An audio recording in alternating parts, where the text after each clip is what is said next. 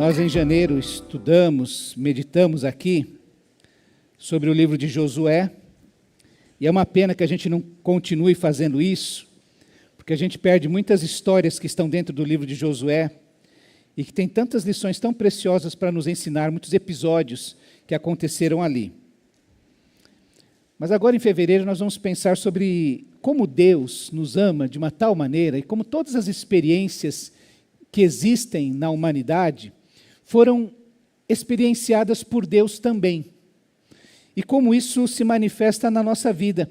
E que a história da humanidade tem a ver com a história de Deus. Inclusive, uma certa ocasião, lançaram uma Bíblia cujo título era A História de Deus. O nome da Bíblia era A História de Deus. E esse salmista, ou esse salmo, ele é muito interessante porque ele vai nos reportar a refletirmos sobre a pessoa de Deus. Preste atenção então, o salmo de número 8, diz assim: Senhor, Senhor nosso, como é majestoso o teu nome em toda a terra, tu cuja glória é cantada nos céus, dos lábios das crianças e dos recém-nascidos, firmaste o teu nome como fortaleza, por causa dos teus adversários, para silenciar o inimigo que busca vingança. Quando contemplo os teus céus, obra dos teus dedos, a lua e as estrelas que ali firmaste, pergunto: que é o homem para que com ele te importes, e o filho do homem para que com ele te preocupes? Tu o fizeste um pouco menor do que os seres celestiais, e o coroaste de glória e de honra.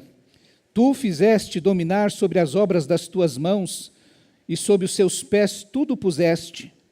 Todos os rebanhos e manadas, e até os animais selvagens, as aves do céu, os peixes do mar, e tudo que percorre as veredas dos mares.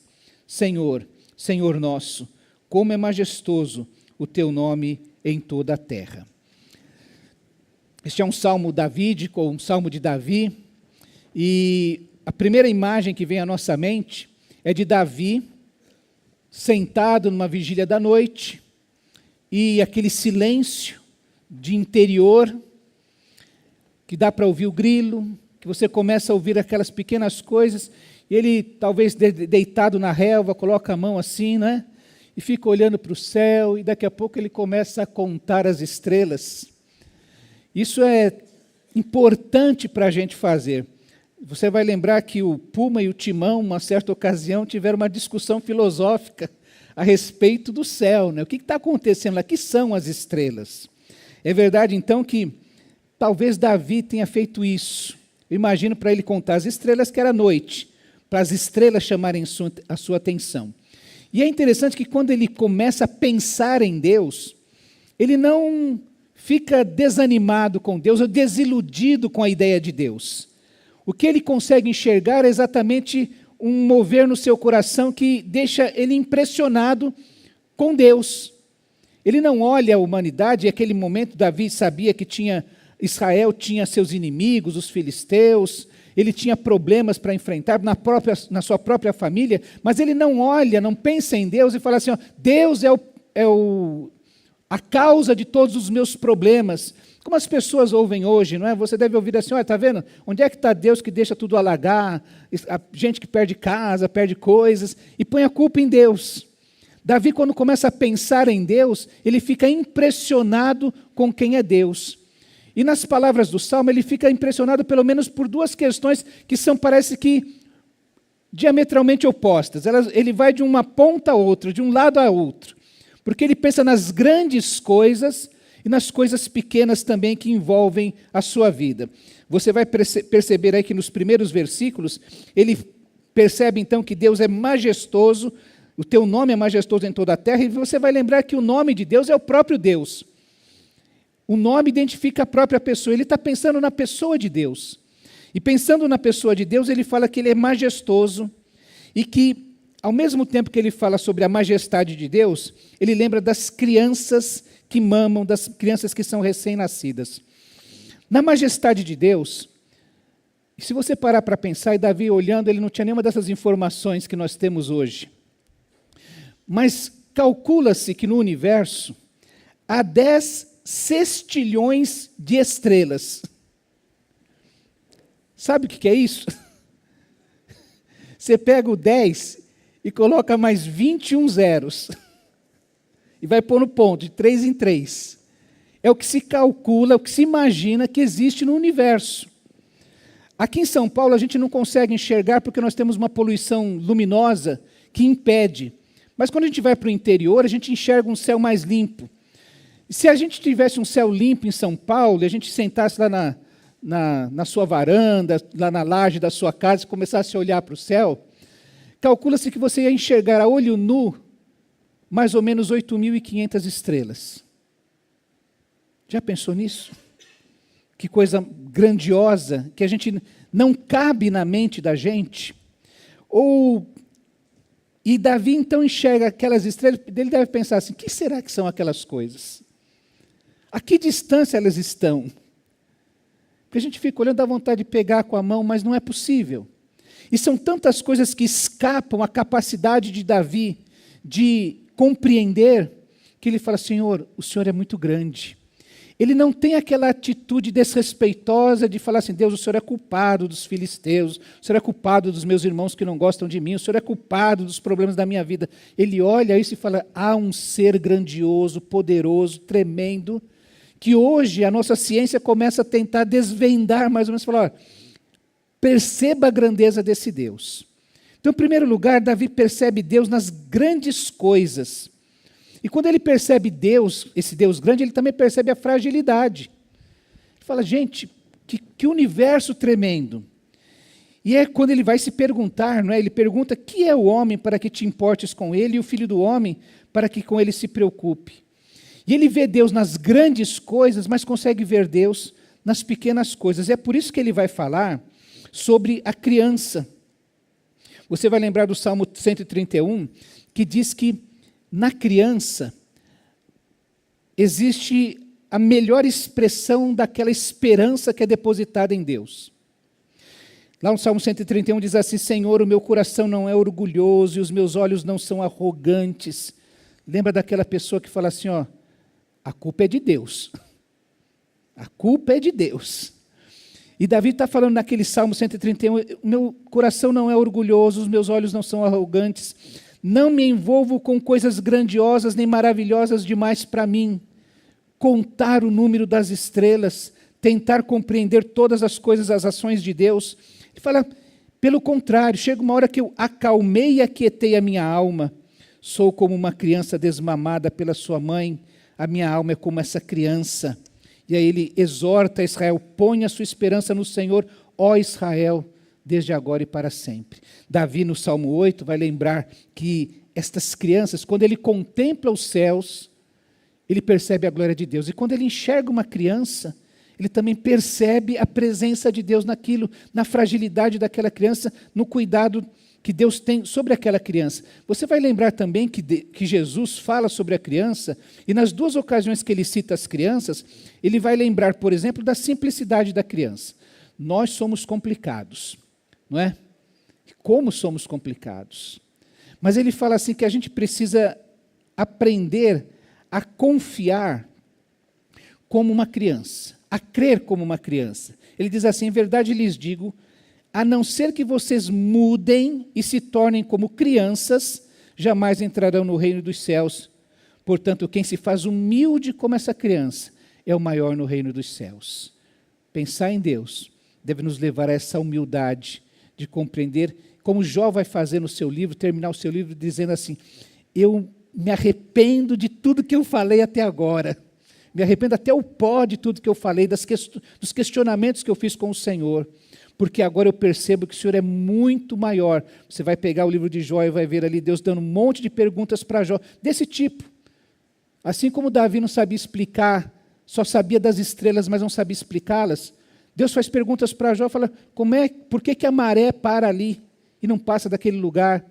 Por que os animais têm um determinado tempo de gestação e chega na hora, dão a luz naquele momento? E ele vai fazer um monte de perguntas e Jó fala assim, eu não sei responder nada disso. E por isso eu me arrependo até o pó diante do Senhor. Agora eu percebo que eu conheço um pouquinho mais de Deus, que Deus é ainda maior do que eu consigo compreender. E por fim Jesus fala da criança, quando diz assim, Jesus deixem vir a minhas crianças e não as impeçam, pois o reino dos céus pertence aos que são semelhantes a eles, simples como as crianças. E isso é como Davi vai enxergar, quando ele fala assim, olha, eu consigo enxergar nessa criança a presença de Deus. Eu vejo Deus no universo, nas coisas que Ele criou, mas vejo Deus também nas crianças, na simplicidade delas, na fé que elas depositam em Deus. E ele fala assim, eu vejo Deus em todas estas coisas. E ele diz que a grandeza do universo e a simplicidade da criança são os dois fatores que devem calar os adversários de Deus. Quando vem aquela pessoa orgulhosa, arrogante, falar assim, quem é você? Os irmãos sabem que a academia, hoje, se você se disser ateu, eles vão falar assim, mas como é que você consegue ser ateu? Com tantas evidências de que esse universo não aconteceu do nada. As coisas nesse universo não acontecem por acaso. Então, quando olha para tudo isso e fala assim, essas coisas acontecem de uma maneira tão milimetricamente organizadas, que é impossível não existir uma mente por trás de tudo isso, que organiza e que sustenta todas estas coisas. E isso também desafia os que desafiam, isso também é dois fatores que falam contra aqueles que desafiam a existência de Deus e o próprio rei que confia nesse Deus. É quando nós vimos aqui nesse mês, aqueles povos que sabiam assim, nós sabemos, já ouvimos falar do seu Deus e o que Ele fez com vocês. E não é possível que o nosso coração continue querendo lutar contra vocês, porque nós sabemos quem é o seu Deus. E este rei que vai ser o rei Davi, é aquele rei que confia nesse Deus, que criou todas as coisas, que sustenta esse universo, que dirige a história. Então Davi começa lembrando que Deus está nas grandes coisas e nas pequeninas coisas. Nós encontramos a mão de Deus agindo. Depois ele vai falar do próprio ser humano, porque como nós falamos, eu vejo Deus, e aí eu começo a pensar em mim mesmo, na minha própria fragilidade. Por isso ele diz, quando eu contemplo os teus céus, a obra dos teus dedos, a lua e as estrelas que ali firmaste, essa majestade tremenda, por que é que o Senhor se importa com um serzinho como nós? Com gente como a gente. Diz uma historinha que Deus começou a mostrar para os seus anjos, todos os países do mundo, né? E falou das belezas todas colocadas, e eles perceberam que o Brasil tinha sido privilegiado. A gente já falou muito disso, né? Que aqui não tem terremoto, não existiam vendavais, não existiam muitas mudanças climáticas, mas que aqui era uma terra que plantando tudo se dá, que é uma beleza. E que os anjos perceberam isso, falaram, nossa, que o Senhor privilegiou esse país, por que o Senhor deu tantas belezas, tantas coisas boas ali? Aí que Deus teria dito aos anjos, né? Vocês não sabem o povinho que eu vou colocar lá. E somos nós, não é? A gente tem alguns defeitos assim que está na nossa cultura, infelizmente, que a gente tem que lutar contra elas, não é? O jeitinho brasileiro, por exemplo, às vezes é um negócio pernicioso, não é? E a gente tem que lutar, porque senão a gente mesmo quer dar jeitinho. Lembro de uma ocasião, a gente precisava fazer um serviço, o AVCB, que nós vamos fazer daqui a pouco na nossa igreja também. E aí o rapaz veio e falou, esse bujão de gás não pode ficar aqui, viu? Vocês têm que sumir, têm que fazer casinha. E esse rapaz sugeriu assim, vocês podem fazer, cobrir com um pano aí o fogão e tal, e quando vier o fiscal, vocês dizendo que não usam. E o irmão ficou feliz, então vamos fazer isso. Uma oferta de corrupção que o irmão ia não, vamos fazer desse jeito. E você sabe que isso é cultural no nosso país. A gente precisa lutar contra estas coisas. Irmãos, quando a Bíblia fala que nós somos maus, ou quando a Bíblia fala que em nós não habita bem algum, mesmo quando nós somos bons, ainda temos defeitos. Davi está falando disso. Meu Deus, o Senhor que é tão grande.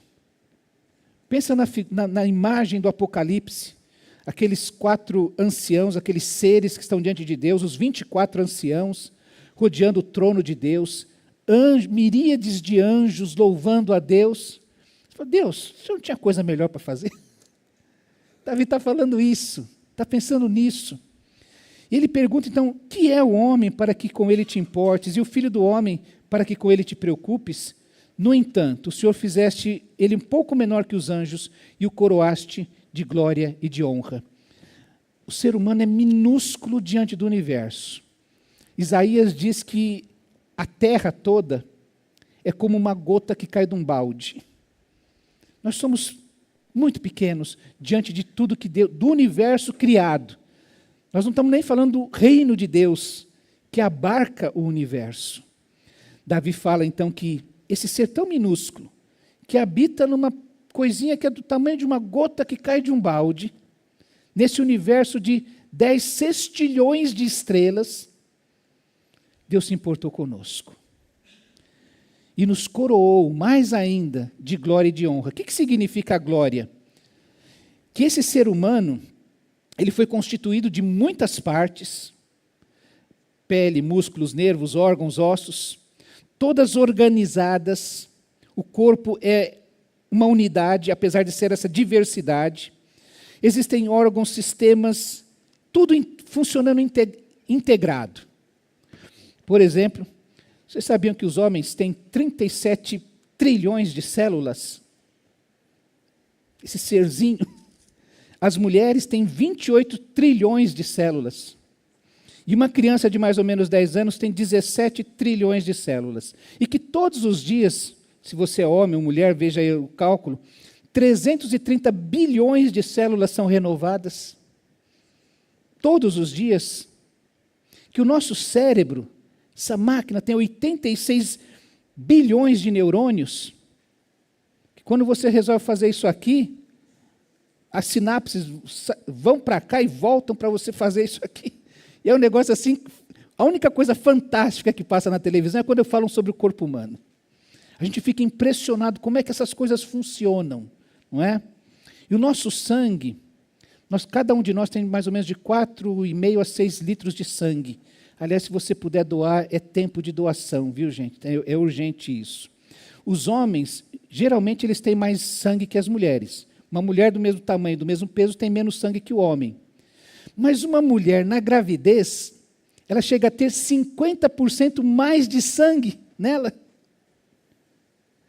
Eu vi que até algumas irmãs que já são mães, falam, nossa, não sabia disso. Eu fiquei impressionado também com essas coisas. O ser humano é uma máquina tremenda. Uma coisa tremenda. Fora o fato de que ele foi criado à imagem e semelhança de Deus na sua interioridade. Essa questão que a gente é feito de uma parte material e de uma parte imaterial. Nosso pensamento, nossos sentimentos. A gente sabe que o nosso pensamento está no cérebro, mas se você pegar o cérebro e falar onde é que está o pensamento disso ou daquilo, você não consegue pegá-lo. Mas sabe que a mente está no cérebro. E que nós somos indivisíveis. Quando eu estou ansioso, dá dor de barriga. Quando a pessoa está deprimida, dá cansaço. Tem gente que quando está ansioso, come demais. Vai resolver a sua ansiedade com alimento sólido, físico. Então, a falta de determinadas substâncias geram essa depressão. Então, nós somos um ser criado à imagem de Deus, somos um ser que é físico, que é material, que é imaterial e que é indivisível. Isso é glorioso. E cabe a nós, então, nessa dimensão física, psíquica, social e espiritual, todas interligadas. Você não pode dividir o homem, ou querer criar departamentos estanques dentro de nós ou em nós, porque nós somos completamente ligados, interligados, indivisíveis. O indivíduo é isso. Cabe a cada um de nós glorificar a Deus com o que Ele nos dotou. Ele lhe deu inteligência, Ele deu capacidades, Ele lhe deu disposição, Ele deu um temperamento. Ele deu, como eu disse aqui agora, olha, eu não estou vendo ninguém com defeito físico assim que fala, eu não consigo servir a Deus. Todos nós aqui com 2 pernas, 2 braços, 2 olhos, 2 ouvidos, com boca, tudo saudável para poder servir ao Senhor. E tudo isso Deus deu para que a gente possa glorificar. Você vai lembrar que Davi, quando é lembrado no livro de Atos, diz assim, Davi serviu a sua geração. E eu e você somos chamados para servir a nossa geração, para glorificar a Deus, porque Ele nos dotou com essa glória. Nós não somos animais irracionais. Nós somos seres criados à sua imagem e semelhança, para glorificá-lo. Diz também que nós somos dotados de honra. E que honra é essa que ele está falando? É aquela honra quando Deus criou o ser humano e lhe deu essa glória de ser a sua imagem e semelhança, dotou também de uma tarefa especial. Quando disse assim, olha, lá no Gênesis 1, 27 e 28 diz, então Deus criou o ser humano à sua imagem, a imagem de Deus o criou, homem e mulher os criou. Isso é a glória. A gente não é um animal irracional, a gente é diferente de toda a criação, porque Ele nos dotou com imagem e semelhança. Mas depois Ele dá uma tarefa a esse ser humano, quando Ele diz assim, Deus os abençoou e lhes disse, sejam férteis e multipliquem-se, encham e subjuguem a terra, dominem sobre os peixes do mar, sobre as aves dos céus e sobre todos os animais que rastejam na terra. O salmista começa a reproduzir nesses últimos versículos do Salmo a história da criação. É a Bíblia confirmando que aquilo é verdade. A gente não sabe dizer quantos anos, se Moisés escreveu 2000, Davi é 1000 anos antes de Cristo, 1000 anos depois, Davi está falando, olha, o Senhor fez isso, e Ele colocou debaixo das mãos de Deus, debaixo das mãos do homem, dominar sobre todas as obras que Deus criou, sobre toda a sua criação. O salmista reproduz os salmos e fala desse mandato cultural que nós recebemos, que é essa ideia de que o ser humano ele está numa parceria com Deus para preservar e conservar a terra. E que isso é um mandado de Deus para nós. Multipliquem-se, dominem. Mas não é para dominar errado. É para dominar de um jeito que glorifique o Criador, que deu essa tarefa para nós fazermos. Essa parceria, primeiro, entre o homem e Deus, o ser humano e Deus. Depois, uma parceria entre o homem e a mulher, o marido e a sua esposa. Nós vamos nos unir, nos tornar uma só carne, para ter um só objetivo nesse mundo. Uma parceria da igreja com a sociedade e as culturas. Hoje de manhã nós estávamos vendo isso, onde chega o cristianismo, e ele começa a transformar as culturas onde ele chega, as sociedades onde ele vai chegando, e a responsabilidade do ser humano, por fim, na preservação de toda a terra. É o mandato que nós recebemos, e nós temos esta honra de usar corretamente as oportunidades para glorificarmos a Deus. É o salmista vendo isso, parando um pouquinho para pensar. Pare um pouquinho você para pensar. Desligue uma hora a sua televisão. Desligue o seu celular. Feche a porta do quarto. Olha como Jesus era inteligente. Feche a porta do seu quarto. Entra lá e começa a meditar. Talvez você não possa enxergar as estrelas dentro desse quarto. Mas você pode fechar os seus olhos e começar a imaginar todas as maravilhas que Deus criou no universo. Todas as coisas que Ele lhe dotou. Eu tenho certeza que você hoje acordou e não pensou assim, pô, Deus, obrigado, porque eu tenho 2 pés. Alguém fez essa oração hoje de manhã? Não, né? Eu também não fiz. Tá? Porque essas coisas vão passando. Por isso que domingo passado nós falamos que a generosidade é um sentimento sofisticado.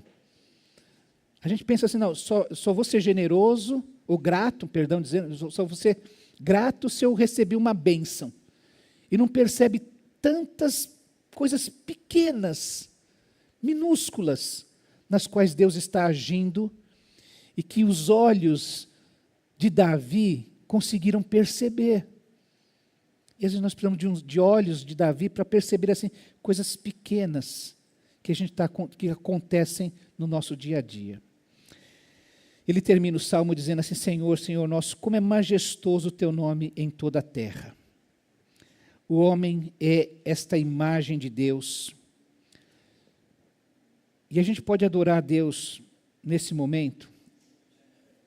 Primeiro porque, como nós dissemos o seguinte, Deus não precisava criar o ser humano. Mas criar o ser humano, a mim e a você, é um ato de amor de Deus. Você já pensou em não existir? Né? Já pensou nisso? Se eu não existisse? Mas Deus, a criação foi um ato de amor de Deus. Foi um ato de amor de Deus quando o primeiro casal desobedeceu. E Deus podia ter acabado com aquele primeiro casal, ter feito um outro casal. Talvez, como os gregos pensavam assim, com um ser humano com 4 braços, 4 pernas, 4 olhos, 2 narizes, 4 orelhas, e já nasceriam assim, já com a sua metade já agregada. É daí que vem assim, você tem que encontrar a sua metade. Então, a ideia é que isso aqui é metade do... Eu tenho que achar minha outra metade. Porque o ser inteiro para eles era um ser já com 4 pernas, 4 braços. Se Deus tivesse criado um ser humano assim, ou das imaginações, aí um ser humano meio marciano, com cabeçudo, sei lá, e Deus olhou para aquele casal e falou assim, eu vou amar vocês. Eu vou resgatar vocês. A queda de vocês não acaba com a história, com o plano que eu tenho de vocês. Porque tudo isso que Ele criou foi um ato da vontade amorosa de Deus. Não foi que um dia Deus acordou assim, cria aí qualquer coisa. É aquilo que Deus, no primeiro dia Deus criou, no segundo dia Deus criou, no terceiro dia Deus criou. E Ele fez isso cuidando de cada dia, para que pudesse chegar no 6º dia, Ele pudesse assim falar, agora eu vou criar um ser ao qual eu vou dar glória e honra, para Ele poder viver e me glorificar. E Ele fez isso por amor, nos criando e nos resgatando. Hoje, nós celebramos que Deus continua nos amando e o seu amor não falha. Porque desde aquele primeiro casal, ou desde aquele momento em que Ele criou esse mundo, Ele também sabia que ia resgatar através de Cristo Jesus, derramando o seu sangue, resgatando pessoas, para que pudessem estar na sua presença. Jesus, meus irmãos, é a manifestação visível do amor de Deus. Isso que o pastor está falando, olha, a criação foi um ato do amor de Deus. A redenção na queda, ou a ideia de resgatar o ser humano ali na queda, foi um ato do amor de Deus. E quando Paulo escreve aos Colossenses, ele diz que Jesus é a exata imagem do Deus invisível. Nele nós conseguimos enxergar o quanto Deus nos amou, porque Ele não somente nos criou, não somente decidiu não acabar com a nossa humanidade, mas Ele decidiu resgatar essa humanidade, pagar o preço para que ela fosse liberta da pena do pecado. E é isso que nós estamos celebrando aqui nesse momento.